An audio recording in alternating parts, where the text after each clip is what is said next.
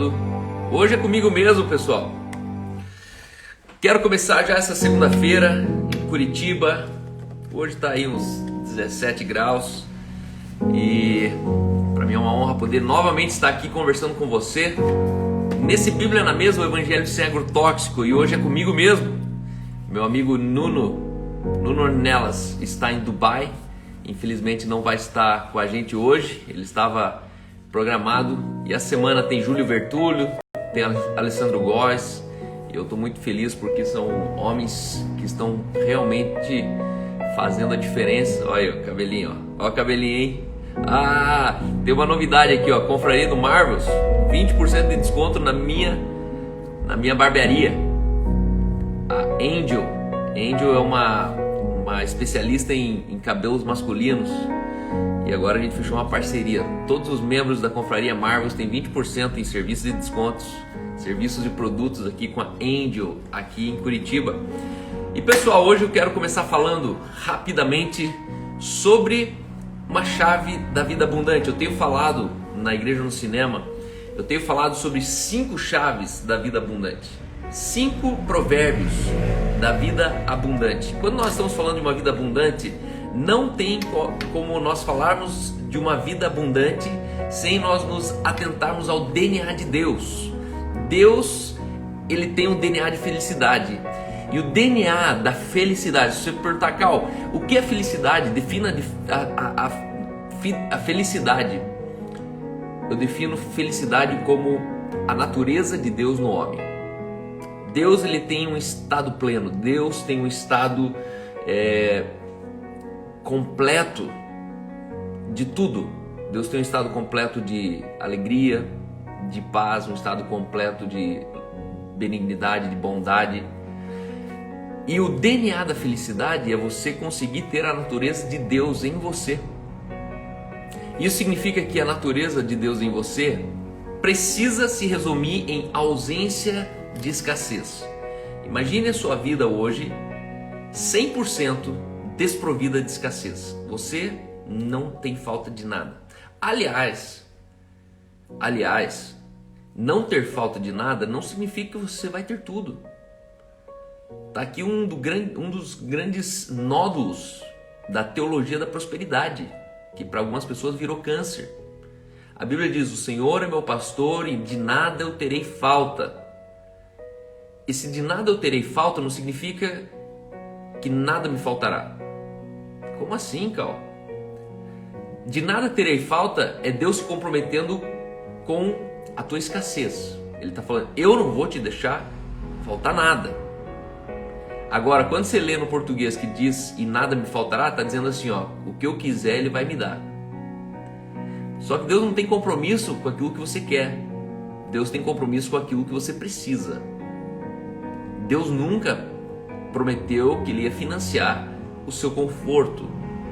A Bíblia diz que o meu Deus, segundo a sua riqueza em glória, há de suprir cada uma das vossas necessidades. E eu tenho aprendido que uma das grandes chaves do reino de Deus é você se concentrar em produzir necessidades para Deus.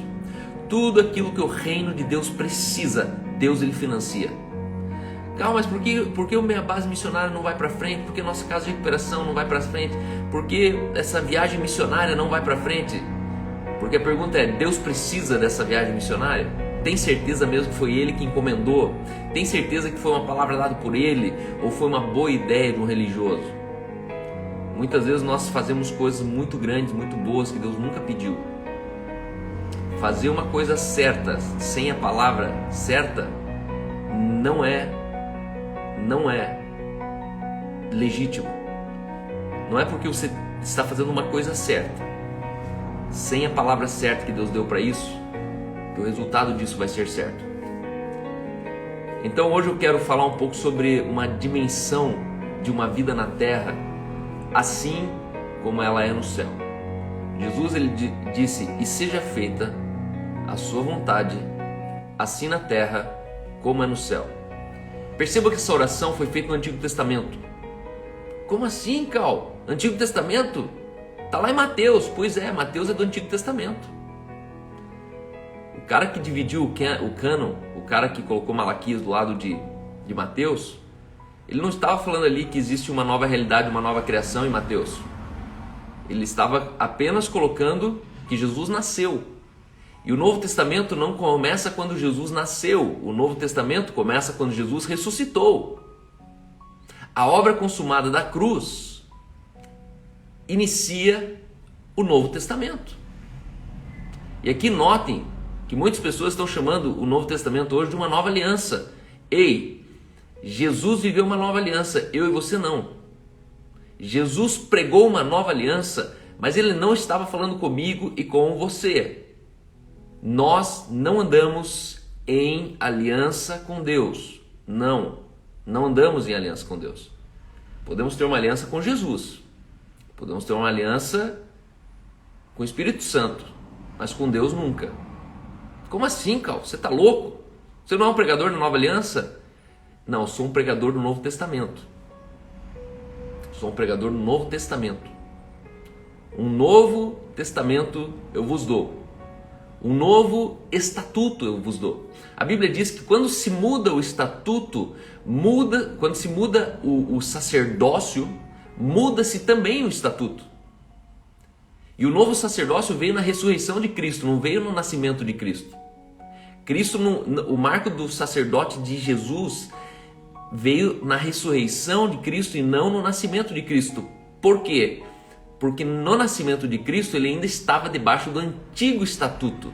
Por isso Cristo cumpriu toda a lei. Havia sobre a vida de Cristo naquela geração, que foi de Moisés até Jesus, havia naquela geração um estatuto sobre a terra. E havia um sacerdócio sobre a terra. E a Bíblia diz que quando se muda o sacerdote, muda-se também o estatuto. E aí, o novo sacerdote, o sumo sacerdote, ele ressuscitou nessa ressurreição. E aqui o nosso sacerdote não é Jesus. O nosso sacerdote hoje é Cristo. Ué, mas calma, Jesus não é Cristo? Não. Maria deu à luz a Jesus. Deus ressuscitou a Cristo. Cristo é Jesus ressurreto, o ungido, o Messias, o Salvador, o enviado. Jesus foi o filho de Maria. Jesus foi o homem que não julgou por usurpação ser igual a Deus. Jesus foi o homem que ele saiu da divindade para assumir um lugar de humanidade.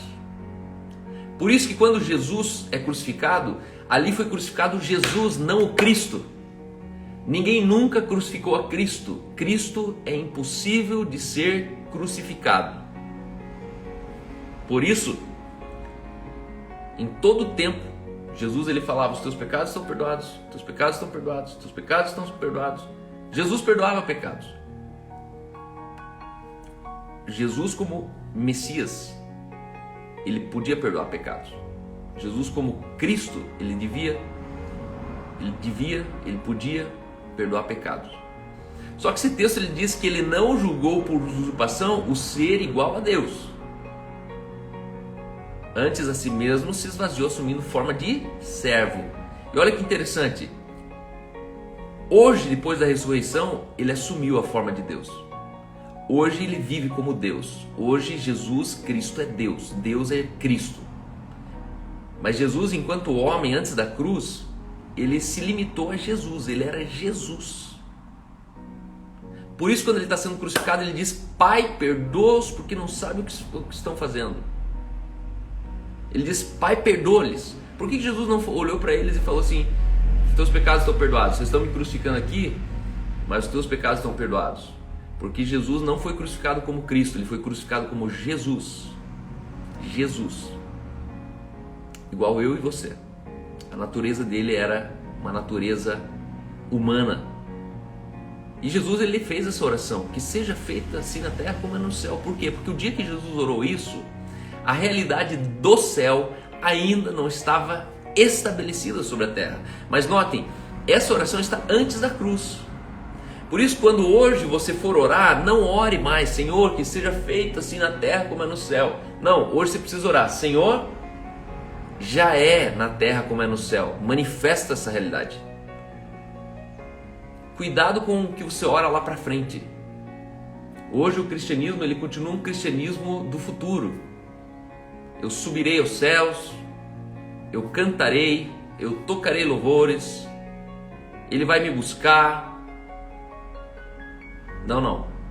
Você entender a plenitude dos tempos, a Bíblia, Paulo, ele diz que quando chegou a plenitude dos tempos, Deus enviou seu Filho nascido, O que é a plenitude do tempo? A plenitude do tempo é o tempo passado, presente e futuro se beijando num ponto só. Para você que entendeu Jesus, entendeu graça, entendeu justiça, herança e glória, entenda que você não tem mais passado e futuro. Como assim, Cal? Você é um eterno eu sou. Quando você nasceu de novo, entenda que você se tornou como Ele, e Ele é. Deus, Ele é. Por isso Jesus falou, aquele que crê em mim, passou da morte para a vida, e ainda que ele morra, ele é. Ainda que ele morra, ele vive. Por quê? Porque eu e você, nós somos. Embora nós estamos, a nossa identidade é quem nós somos, não onde nós estamos. Nós estamos hoje habitados em um corpo terrestre, terreno, mortal. Só que nós somos internamente revestidos de imortalidade. Por isso que quem creu em Jesus não morre mais. Como não morre, Cal? Não morre. Teu corpo apenas dorme. A Bíblia diz que Estevão, ao ser apedrejado, o corpo dele dormiu. Ele dormiu. É um organismo. É o boneco. Aquilo que Deus formou com a mão. Mas hoje nós temos um espírito eterno. E aqui eu quero ponderar com você o seguinte. Nós somos nascidos de Deus. Certo ou errado? Calma, mas por que você então... Vamos voltar lá na Nova Aliança. Eu faço uma aliança com a Aline, porque eu não conheço a Aline. A Aline é estranha para mim. Há 13 anos atrás eu fiz uma aliança com a Aline. Por quê? Porque a aliança que eu fiz com a Aline, eu estava fazendo com um estranho. Essa aliança aqui é um contrato de direitos e deveres. Essa aliança aqui, ela corre o risco de ter os dias contados no meu dedo. Existe aqui uma realidade reversível, que eu posso entrar ou sair dessa aliança. Agora, com nenhum dos meus 4 filhos, eu nunca vou conseguir, precisar ou poder fazer uma aliança. Porque existe uma realidade superior a uma aliança. A realidade que meu filho nasceu de mim. A aliança se faz com quem você não conhece. Filhos você tem de quem nasceu de você. E quando um filho nasce de você, não existe um meio legítimo na história que essa realidade possa ser desconstruída. Basta você ter uma documentação, um exame de DNA e esse filho é teu para sempre. Queira você ou não queira, teu filho é teu filho. Queira você ou não queira, você é pai daquele que talvez nem te quer como pai. Mas se você é pai e acabou. E é isso que acontece com Deus. Imagine que eu vou casar com a Aline e aí o pastor olha e fala: Aline, você está disposta a fazer essa nova aliança com o Cal? Você consegue imaginar um casamento onde o pastor olha e fala assim: a noiva, você está disposta a fazer uma nova aliança com o Cal? E a noiva olha e fala: nova aliança? Toda nova aliança anuncia uma velha aliança. Só que não tinha uma velha aliança. A velha aliança, Deus estava se referindo ao povo de Israel. Nós não somos o Israel de Deus. Não. Essa era a crise de Paulo e Pedro. Essa era a crise de Paulo e Pedro, porque Pedro ele defendeu até o fim essa história que nós não somos o Israel de Deus e nós somos gentios. Nós fomos enxertados. Nós temos hoje o mesmo status, as mesmas condições, mas existe um povo, e esse povo é o povo de uma velha aliança, e esse povo ainda não entrou numa nova aliança. A nova aliança tem que ser pregada aos judeus. Os judeus, sim, eles precisam logo, se você é judeu, você precisa logo entender que você precisa entrar numa nova aliança onde você é um filho de Deus. Onde você considera Jesus como ressurreto, como Jesus o Salvador que veio. A nova aliança precisa ser pregada ao judaísmo. Mas eu e você, nós nascemos de Deus, e uma vez que eu nasci de Deus, eu não tenho aliança com Deus. Eu não tenho aliança com o Pai. Eu sou nascido, eu tenho uma herança, eu tenho um testamento. Eu não tenho uma certidão com meu Pai. Eu tenho um testamento. Tudo que é dele é meu, porque eu sou dele. Tudo que ele pode, eu posso. Tudo que ele é, eu sou. Agora você começa a entender que se você é nascido de Deus, a Bíblia diz que nós temos o pensamento de Deus, a mente de Deus. Paulo ele falou, nós porém temos a mente de Cristo. Se você tem a mente de Cristo, você precisa passar a crer que você precisa pensar como Deus pensa. Ou melhor, não é que você precisa pensar. Você precisa crer que você pensa como Deus pensa. Quando eu entendo que eu penso como Deus pensa, porque eu nasci de Deus, porque eu tenho a mente de Cristo, a mente de Deus em mim, eu vou conseguir começar a crer que por isso não cabem alguns pensamentos na minha mente. Ei, na mente de Deus não cabem alguns pensamentos. Não cabe. São pensamentos tão pequenos, são pensamentos tão caídos, são pensamentos tão equivocados que não cabem na mente de Deus, não entram na mente de Deus. E esses pensamentos que não entram na mente de Deus não podem entrar na sua mente. Por quê? Porque você tem a mente de Deus. Você é nascido de Deus, você pensa como Deus. A questão é que te colocaram dúvidas sobre isso. A questão é que chamaram você de carnal. A questão é que te colocaram máscaras, te definiram dentro de uma realidade que é aparente, mas você tem uma realidade que é inerente. É uma realidade escondida. É uma realidade que Deus sonda o coração. E que o homem vê o exterior, mas é Deus que vê o coração. E o teu coração não é o que pensam de você. Não é o que olham fora de você. Mas é o que Deus sabe sobre você. Você é o que Deus sabe sobre você. Independente se as pessoas falam, não, ele é arrogante, ele é milionário, ele é egoísta, ele é orgulhoso, ele é grosseiro, ele é... Não importa o que você acha que ele é. Importa o que Deus diz que ele é. Só que qual que é o nosso ponto de confusão? É que o inimigo semeia pensamentos que não são nossos. E esses pensamentos foram pensamentos que foram estimulados externamente e foram semeados e encontraram um campo no seu pensamento.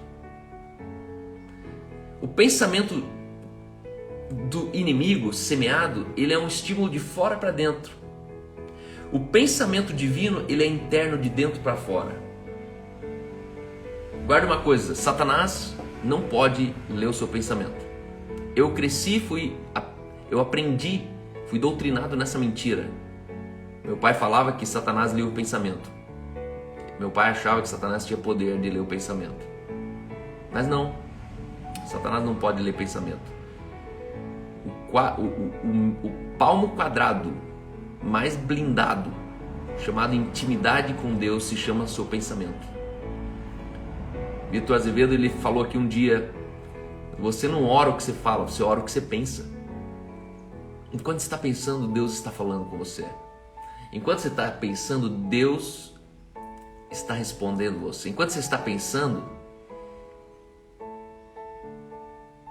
você está entendendo o que Deus está falando com você.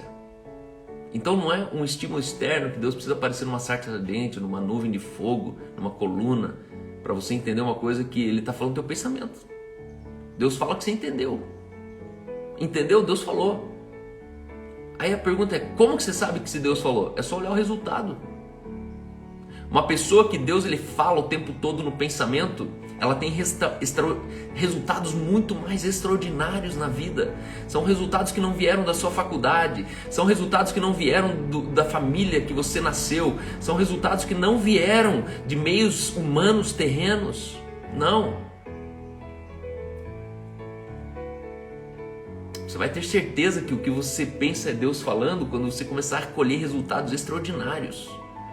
Uma geração nova, a mais nova, entendeu tão bem isso, que hoje eles chamam isso de insight. Nossa, eu tive um insight. Ei, não é insight. Entenda que eles estão entendendo Deus de outra maneira. Eles estão entendendo Deus, que é um Deus que fala em um insight. E esse insight é a solução social de mobilidade, chamado Airbnb, chamado Uber, chamado iFood. São insights celestiais. São acessos a grandes blocos de inteligência que não veio de um cara que estudou. Foi um cara que entendeu logo. Sabe, o sucesso na sua vida não está em o que você pensa, mas em como você pensa. E aqui que eu queria chegar hoje. As pessoas, elas pensam que o segredo do meu sucesso é o que eu penso. Então elas ficam perguntando: o que você pensa sobre isso? O que você pensa sobre isso? O que você pensa sobre isso? E elas querem anotando. Eu também vou pensar então sobre isso. Eu vou pensar. Só que não é o que eu penso, é como eu penso. Porque o mecanismo de como eu penso, ele filtra, ele justifica, ele redime qualquer pensamento. Quando você ajusta a sua máquina mental, o seu modelo mental, não interessa o assunto, esse assunto sempre vai ser processado e sair com uma perspectiva de redenção. Então entenda que nós precisamos nos alinhar em como nós pensamos e não no que nós pensamos, porque o que nós pensamos amanhã vai mudar. Tudo que você pensa hoje, amanhã não é mais verdade. E isso é tão extraordinário que isso vai tirar de você o peso das costas, ficar decorando as coisas, ficar anotando dica de coaching. Não. Você precisa conseguir fazer ajustes no seu modelo mental a ponto de qualquer pensamento que entra ali, ele sai de um jeito redimido. Você fala: agora entendi sobre dinheiro, agora entendi sobre paternidade, agora entendi sobre investimento em moedas, agora entendi sobre servir na igreja ou servir no meu emprego, agora entendi sobre tocar ministério ou fazer ação social. Porque é um pensamento redimido, você precisa entender. E aqui eu vou para 1 Pedro 4:1-2. 1 Pedro 4:1-2, você está anotando, anota aí. 1 Pedro 4:1-2. A palavra diz assim: ora, tendo Cristo sofrido na carne, armai-vos também vós do mesmo pensamento. Armai-vos também vós do mesmo pensamento. Que pensamento era esse? Pois aquele que sofreu na carne deixou o pecado, para que no tempo em que vos resta na carne, já não vivais de acordo com as paixões dos homens, mas segundo a vontade de Deus. Ele está dizendo assim, que Deus se fez homem, e esse homem viveu para que no tempo que eu e você vivêssemos como homens, nós pudéssemos viver numa dimensão divina, sendo terreno. Ele diz aqui, para que você já não viva nesse tempo que você resta na carne. Ele está falando do tempo que você vai estar vivo humanamente falando. Para que esse tempo que você resta na carne, já não vivais de acordo com o modelo mental das paixões dos homens. As pessoas hoje, elas desenvolveram um modelo mental para correr atrás do sucesso. Elas desenvolveram um modelo mental para correr atrás do DNA da felicidade. Só que esse caminho é um caminho com vias terrenas. E a Bíblia diz que a sabedoria terrena, ela é animal e demoníaca. Existem duas sabedorias, uma sabedoria celestial, a fonte é outro lugar do que uma sabedoria que emerge da terra. Sabedoria terrena, ela primeiramente animal e demoníaca. Está escrito, a Bíblia diz.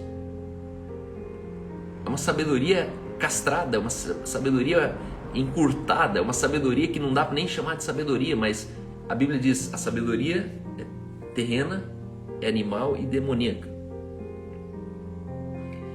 Mas viva segundo o modelo mental de Deus, segundo a orientação daquilo que Deus realmente valoriza sobre a terra. Em Filipenses 2, 5 e 9, eu li o primeiro texto, foi de 1 Pedro 4, 1, 2. Aí Filipenses 2, 5 e 9, o texto lhe diz assim, tentem pensar como Cristo pensava. Mesmo em condições de igualdade com Deus, mesmo em condições, ele tinha condições de igualdade com Deus. Jesus nunca pensou em tirar proveito dessa condição, de modo algum. Quando a sua hora chegou, ele deixou de lado os privilégios da divindade e assumiu a condição de escravo, tornando-se humano. E depois disso permaneceu humano. Foi sua hora de humilhação. E ele não exigiu privilégios especiais, mas viveu uma vida abnegada e obediente, tendo também uma morte abnegada e obediente, e da pior forma, a crucificação. Por causa dessa obediência, Deus os exaltou e honrou muito acima e além de todos, para que todos os seres criados na terra e no céu. Entenda que Deus envia Jesus e Jesus assume a missão. E quando ele chega nesse mundo, ele não abre mão do modelo mental de eternidade que ele tinha. Jesus, quando ele veio ao mundo, ele não esqueceu da eternidade. Ele nunca se perdeu na temporalidade dos breves anos e dias que ele viveu com 33 anos. Jesus não estava de brincadeira vivendo sobre a terra. Eu e você, nós somos partes de uma geração que está de brincadeira sobre a terra. Saia dessa geração. Saia dessa estatística. Eu estou falando aqui de crentes. Eu estou falando de uma geração de crentes que estão de brincadeira sobre a terra. Estão dentro de uma gaiola. Estão tomados pelo secularismo. Estão tomados pelas distrações da rede social, da cultura inútil, dos programas tolos. Não perca, enche os teus olhos de eternidade. Volte para o lugar que os teus olhos eles precisam estar cheios da eternidade. Você precisa encher os teus olhos de eternidade. Ei, os teus dias são muito breves para você perder algum dia deles jogando uma merda de videogame. Pegue seu videogame novo, eu falo de novo, suba até o prédio mais alto da sua cidade, na ponte, vai lá na ponte e joga o videogame lá de cima. Os teus dias são muito breves para você não encher os teus olhos de eternidade. Existem coisas extraordinárias que Deus quer fazer, assim como Ele fez em 33 anos de Jesus.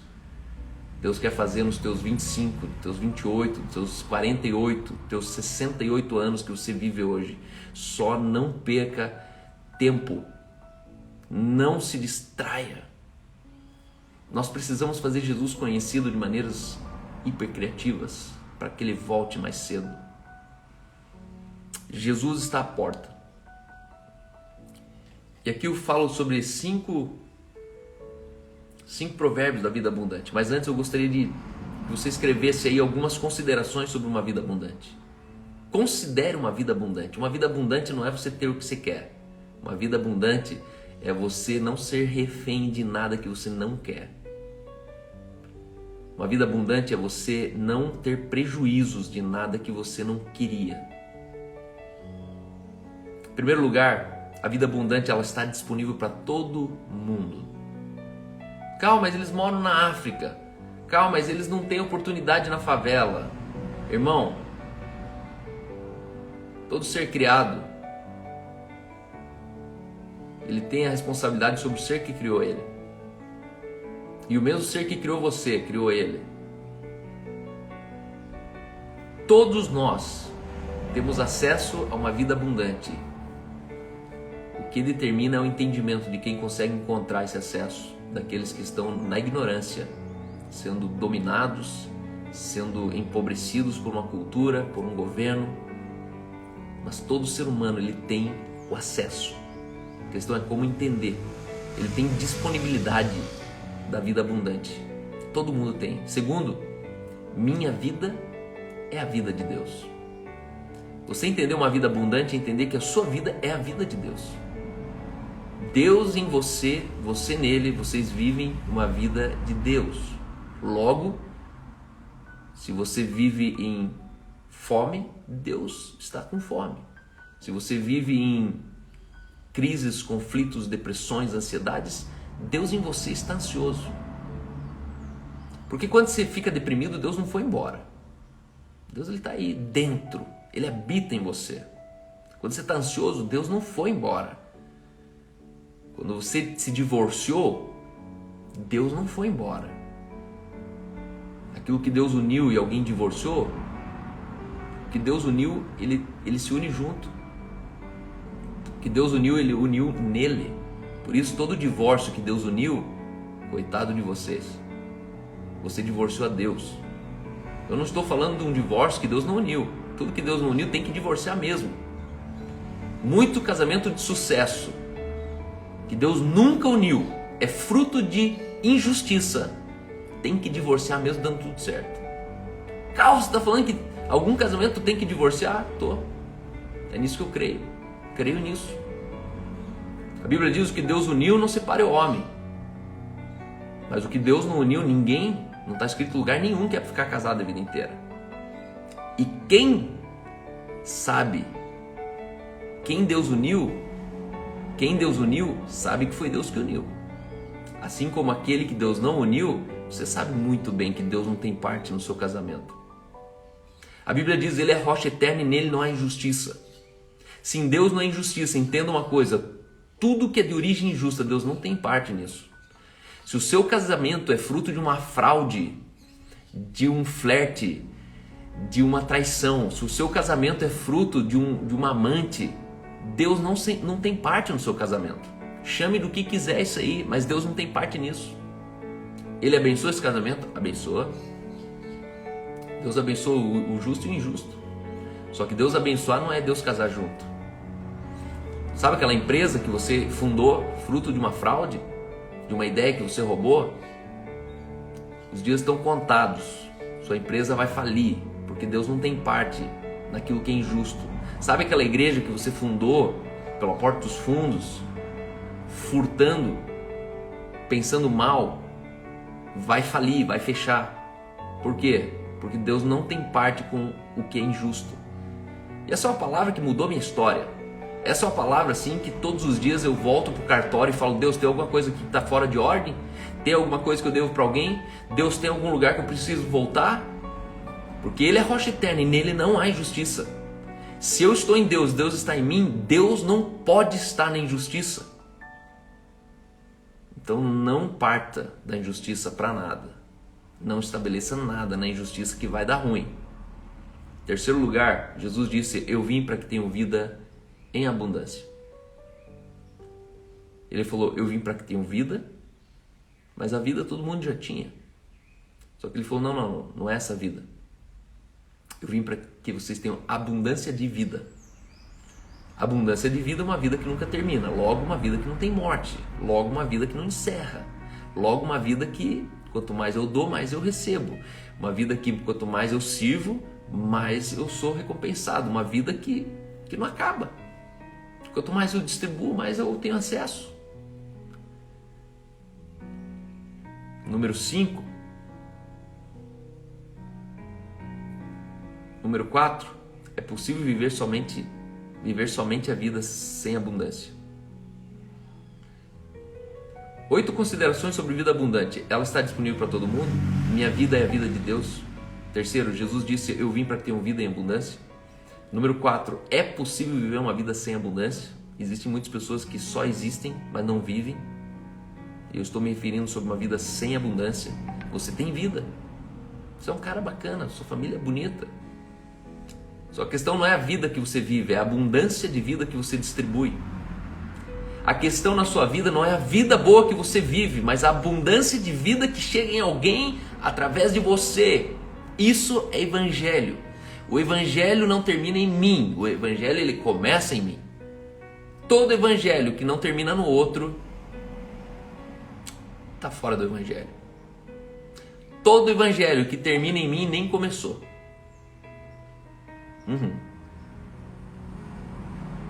Meu, tô pegando pesado hoje, né? Número 5, abundância é uma fonte inesgotável de recursos. Todas as vezes que você regula aquilo que você deveria dar, você está supondo que vai faltar. Entenda, a vida abundante significa fonte inesgotável de recursos. Irmão, dê o que você puder. Dê o que você puder, dê o tempo que você puder, não vai te faltar tempo. Dê a comida que você puder, não vai faltar comida para você. Dê a carona que você precisa, que você puder, não vai faltar combustível para você. Use dessa fonte inesgotável de recursos. Mas quando eu paro de usar da fonte, a fonte não faz sentido continuar fluindo. você estanca a fonte não flui. Imagina uma mangueira, a torneira está aberta e a água está vazando e de repente você tampa a torneira. A água para e não vem mais água. Por quê? Porque você tampou a fonte. Aí você fala, nossa, a fonte não está jorrando. Não, você que tampou. Ela está jorrando. É só tirar o dedo. O café até esfriou aqui. Número 6. Assim como o homem se imagina, assim ele vive. Uma das maiores descobertas da minha vida, que eu posso ser o pai que eu quiser. A maior descoberta da minha vida, eu descobri que eu posso ser o pastor que eu quiser. Eu não preciso ser um pastor cara de ninguém. A maior descoberta da minha vida foi que eu descobri que eu posso ter a igreja que eu quiser. Uma igreja que ainda não existe sobre a terra. Uma igreja que está fora do modelo, do padrão de qualquer cultura. Por quê? Porque eu não sou obrigado a ser um reprodutor de culturas. Seguramente a igreja que a gente faz hoje do quadrado não tem nada a ver com a igreja que Jesus fundou. Já partindo desse ponto, eu falo, se eles fizeram alguma coisa diferente, eu também posso. Se eles fizeram a bagunça que fizeram com a igreja, eu não vou ter medo de fazer algo errado se o meu coração tinha toda a intenção de fazer o mais certo possível. Irmão, você é o que você se imagina. Minha irmã, se você se acha feia, é porque você se vê assim. Se você se acha obesa, é porque você se enxerga assim. Se você se acha burra, é porque você se enxerga assim. Mas se você mudar a sua maneira de se enxergar, você vai enxergar outra pessoa em você, é uma questão de tempo. Você se enxerga uma pessoa vitimista, você é uma pessoa vitimista porque você se enxerga assim. Você só não conta isso para os outros, mas você se vê assim. Muda as tuas perspectivas internas sobre você mesmo e você vai ver a revolução que vai vir sobre tua casa. Você se enxerga uma pessoa muito fechada, muito isso, muito aquilo, mas na verdade você sempre foi aberta. Você só se enxergava errado. Ontem, conversando com uma amiga, ela falava assim: eu não deixava ninguém me acessar, porque eu achava que não, eles vão me machucar. E um dia alguém falou: você não é essa pessoa. E ela falou: hoje eu sou uma pessoa que abraço, que eu beijo, eu gosto de ouvir que as pessoas me amam. E eu nunca fui essa pessoa, porque eu estava acreditando na pessoa errada que estava dentro de mim. Número 7, toda matriz de abundância está baseada em princípios. Quer gozar de abundância? Ande em cima de princípios. Quer perder a abundância? Ande em cima de cultura. Ande em cima de uma opinião do amigo. Ande em cima de 5 dicas do livro. Irmão, seja radical com o princípio. Não existe abundância fora de um princípio. Deus nunca vai quebrar um princípio. Um princípio para que você viva abundância. Não tem como. Princípio e abundância caminham junto. O princípio é o que define a matriz da abundância. Se você vê uma pessoa com abundância de vida, pode ter certeza que você vai encontrar um monte de princípio na vida dela. A dimensão dos princípios que eu quebro é a proporção da abundância que eu não desfruto. Você não desfruta da abundância fruto dos princípios que você quebra. Quebrou o princípio, está fora da abundância. Em último lugar, todo princípio revela abundância de vida. Todo princípio. Então, casar virgem é um princípio. Mas enquanto você está lá na faculdade sendo chamado de cabaço, como eu, com 22 anos eu era chamado de cabaço na faculdade, ainda mais que meu nome era Cal, aí eles falaram calbaço, e aí virou um bullying, bonitinho, fofinho, mas que eu era tão curado. Eu me lembro um dia que um amigo levantou e falou assim, eu sentava na primeira fileira, primeira mesa, na primeira fileira, bem no centro da sala. Gostava de interagir com o professor, sempre. E um amigo lá do fundo, um amigo muito querido, que mais tarde se converteu. Mas era um cara assim que tinha uma... Sabe aquele cara assim que você mexe com ele só de existir? E um dia ele levantou lá atrás e falou em alta voz para 30 alunos universitários de uma faculdade de educação física, onde a vaidade ela é purinha. E ele falou, Cal, conta aí para nós como é que é ser cabaço na faculdade. E eu lembro daquele dia, e eu sempre fui muito eu, porque eu tive um pai em casa que me ensinou a ser quem eu sou, então não tenho medo de nada nem de ninguém. E eu levantei, olhei para a turma, olhei para ele, eu olhei, e aí eu entrei na dele, né, obviamente, e falei assim: pois é, ser cabaço na faculdade, eu acho que é poder ser o que a maioria de vocês já não pode mais ser. Aí eu sentei de novo e continuei a aula. Foi uma resposta que mexeu com tanta gente, que daquela turma ali muitas pessoas se converteram. Muitos casaram, têm filhos hoje. Pessoas que depois de 15 anos pediram para sentar comigo num café e abrir o seu coração e falaram: eu vivi com uma mulher por 7 anos, eu não aguento mais. Pessoas que 15 anos depois me procuraram. Pessoas que hoje escrevem comentários aqui e lá dos Estados Unidos e falam: Cal, obrigado que um dia você foi essa luz na minha casa, na minha vida. Hoje eu tenho 2 filhos, tenho meu marido, porque você foi essa luz. Sabe por quê? Porque todo princípio revela abundância de vida, mas na hora você não enxerga essa abundância. Enquanto você está aplicando o princípio, você não vê a abundância de vida, você não vê. Mas é questão de tempo. E o tempo, ele traz abundância. Então aqui, eu estou falando sobre 5 provérbios da abundância de vida, mas eu queria começar primeiro contextualizando sobre a abundância. Porque a gente fala abundância, o cara pensa que é ter carro novo. A gente fala abundância, ele pensa que é ter uma empresa maior. A gente fala de abundância, ele pensa o que o mundo pensa. Nós precisamos parar de comparar, fazer pontes entre o evangelho e o mundo. Esse mundo é pobre, sendo muito rico. Esse mundo é infeliz, tendo muita festa. Esse mundo está por fora. As pessoas estão por fora. O coach está por fora. O palestrante motivacional está por fora. O governo está muito por fora. O fato é que as pessoas não sabem mais a quem ouvir e nem o que pensar. Mas eu te desafio, escute uma voz interna que diz com você todas as manhãs, quando você ainda não abriu o olho, essa voz está falando com você. Escute uma voz interna que diz: esse é o caminho, ande por ele.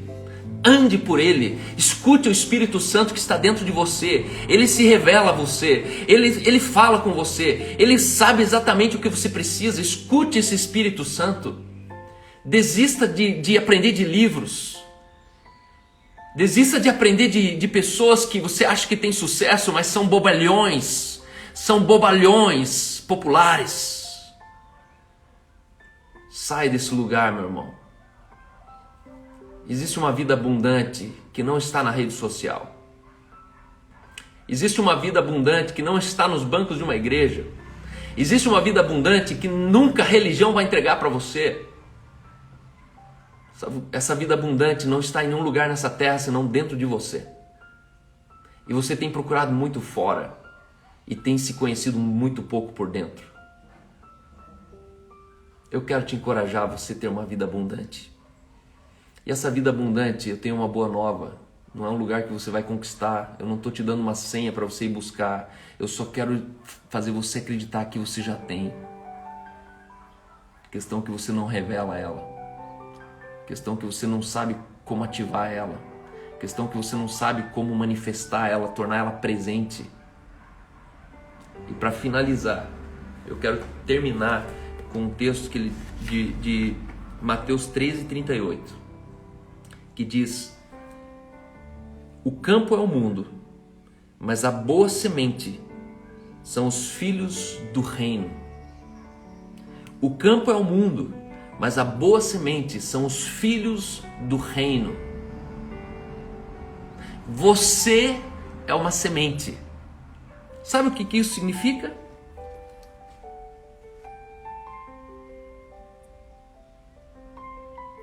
Que você precisa entender o que é uma natureza de uma semente. Uma semente, quando você enxerga uma semente, você precisa entender que dentro dessa semente tem uma árvore. Que dentro dessa árvore vai nascer um fruto. Que dentro daquele fruto vai nascer outra semente. E que dentro daquela semente tem uma outra árvore. E dentro daquela árvore tem um outro fruto. E aquele outro fruto tem uma outra semente, Logo, eu quero dizer para você que o princípio da semente é você entender que o seu potencial é ilimitado. Você tem um potencial ilimitado. Nunca acaba. Assim como uma semente, esse é o poder de uma semente, ela nunca acaba. Dentro de uma semente existe uma floresta. Dentro de um saco de semente existe uma floresta. A floresta atlântica, o Amazonas, a Amazônia, ela se resume em sementes. E sabe por que ela continua lá? Porque são sementes e sementes. Só que esse texto está dizendo: vocês são a semente. O campo é o mundo e vocês são a semente. Isso é tão poderoso, que o grande inimigo do seu potencial se chama sucesso. E eu quero falar: saia do sucesso. Porque o sucesso é uma definição de uma semente que parou de produzir. Sucesso é a interrupção do fluxo do potencial abundante de uma semente. Não pare no sucesso. As pessoas, elas estão correndo atrás de um sucesso, e quando elas chegam, elas interrompem o fluxo potencial. O maior inimigo de uma semente é o sucesso. Sucesso é uma condição, é um estado transitório. Mas entenda que por trás do sucesso ainda tem muita coisa para acontecer na sua vida. Por trás do sucesso tem muitas coisas para você empreender. Você é uma semente. Os filhos do reino de Deus são uma semente. E sucesso é só mais uma coisa que você produziu na vida. Sua vida é muito além de sucesso. Deus abençoe vocês. Que a semana comece já diferente para você, como começou para mim. Eu estou extasiado. Estou encantado com o que Deus está fazendo. Deus está fazendo. Deus está fazendo. Pessoas estão entendendo o que Deus está fazendo. Eu sou feliz porque Deus tem colocado muitas pessoas dessa na mesa comigo. E meu coração transborda de alegria, de júbilo, porque os dias que eu mais esperava na vida chegaram. Eu esperava muito esses dias. Sabe, não o dia que eu estava sendo caçoado dentro da sala de aula, mas o dia que hoje eu tenho o quarto filho com aquela moça cujo princípio de eu nunca ter transado com ela antes de casar gera hoje com o meu filho, com a minha filha. A abundância de filhos que eu tenho em casa é fruto de um princípio que eu nunca quebrei. E assim como um princípio que eu nunca quebrei impacta tanto na minha vida, você imagina você viver uma vida de princípios. Não quebre princípio. Custe tua vida. Prefira perder a sua existência, porque você não morre mais. O que você faz é parar de existir. Ainda que custe tua existência, não quebre o princípio.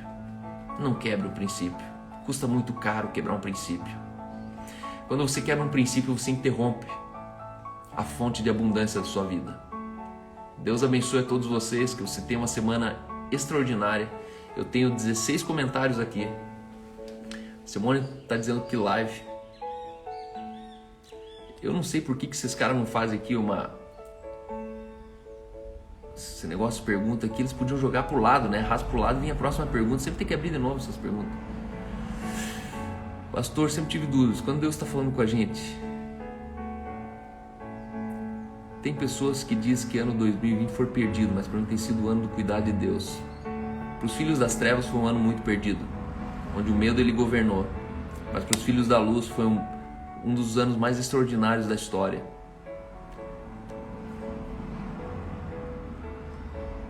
Na realidade ele não tem mais compromisso, ele já pagou o preço, entregou seu filho. Que show, Deus abençoe a tua vida. Sempre uma honra te ouvir, te amo, Laninha, querida, obrigado por você sempre estar perto. Vamos ver quem mais aqui. Começou diferente demais. Como algo que me dói tanto me faz tão bem. Eu vou partilhar essa palavra com meu filho, ele precisa ouvir isso sobre videogame. Tem muitos pastores que precisam ser libertos desse mal.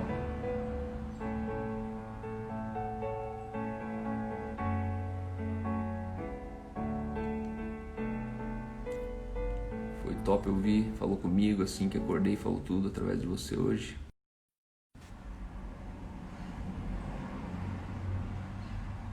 Que bom, pessoal. Mas voltando à pergunta inicial, como eu faço para entender se é Deus falando? O princípio para você entender o que Deus te fala é entender que antes da ressurreição de Cristo, Deus ele não habitava o homem.